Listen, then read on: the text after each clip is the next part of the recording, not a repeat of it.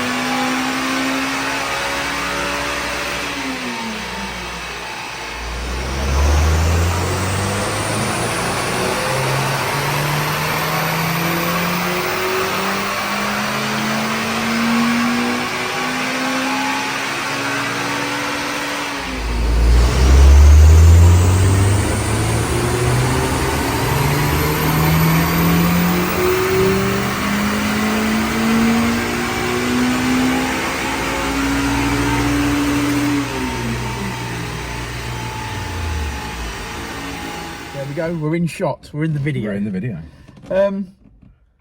Yeah, we carried out some work. I think it's best to start. We carried out some work of the car. So the customer wanted a clutch fitting, so we did a clutch. Not really a lot to say about that, it's just a clutch. He wanted us to fit a PRC inlet manifold, so it's a DC5 inlet manifold. Basically, very, very similar to the PRB, or basically the same casing, everything's identical. Slightly ported is basically the answer. In the differences in that, I totally feel, personally myself, that wasn't necessarily needed or wasn't necessarily going to help power due to the exhaust on this car. This car is effectively almost stock, but it has got mods on it, and I know that probably sounds silly, but I'll try and explain. Yeah. He's put the PRC inlet manifold on it, which is only slightly ported to the PRB. Where's that from? DC5? DC5, that is. He's got a standard airbox on, which he's done what he classes as the, let's just read his form. It says Hyundai to airbox mod is what he's saying. So there's obviously a channel inside that you cut out, and he's put a K&N cone filter inside the box.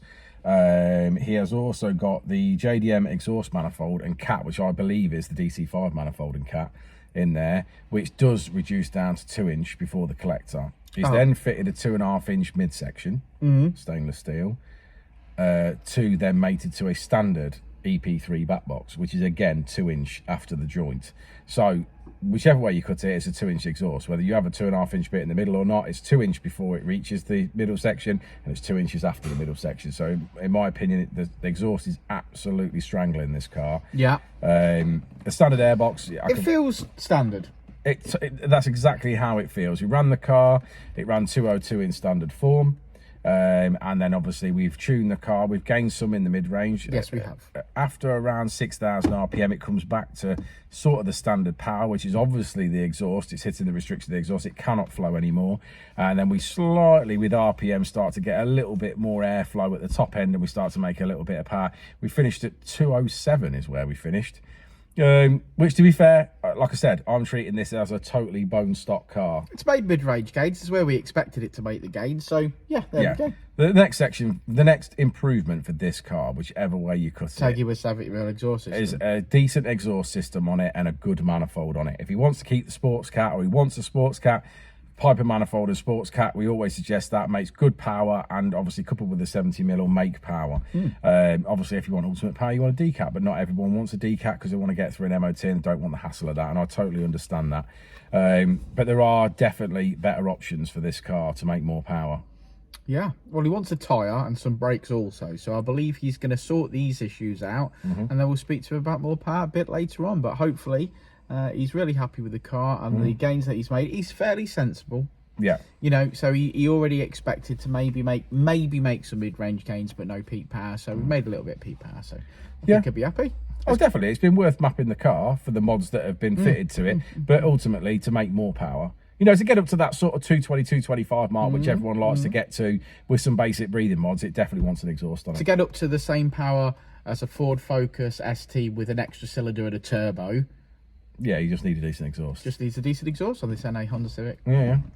Right, let's have a look at that graph. Let's do it. Okay, so as we always say, red line is as she came in, blue line is as she leaves. There's your power in the mid-range that Richard's gained from tuning it. We made a bit of peak power, but as expected, really. And we finish on 207.6, we're calling that. So there we go. Thanks for sticking around to the end of another video, guys. Like and subscribe and all that jazz. I hope today is the day that you choose to subscribe.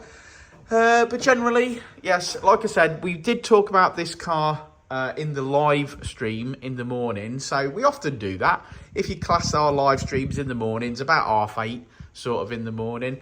They're sort of behind the scenes, a little bit of information before we start our day. So please do join us on the live streams on YouTube. But yeah, thanks, and we'll see you all on the next one, won't we, Rich? Will indeed. We will indeed.